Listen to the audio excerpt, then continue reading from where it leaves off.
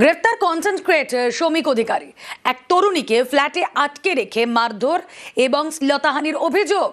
2রা ফেব্রুয়ারি রাত 9টা থেকে পরের দিন বিকেল পর্যন্ত আটকে রেখে নির্যাতনের অভিযোগ, সেই সঙ্গে প্রাণে মারারও হুমকি।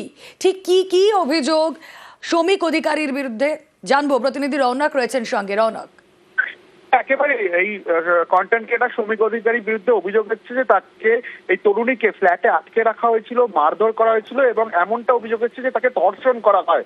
ইতিমধ্যে পুলিশ এই কন্টেন্ট ক্রিয়েটর শৌমিক অধিকারীকে গ্রেফতার করেছে এবং গত 2 তারিখ রাত 9টা থেকে পরের দিন বিকেল 5টা পর্যন্ত ফ্ল্যাটে আটকে রেখেছিল, তার উপরে যৌন নির্যাতন চালায়।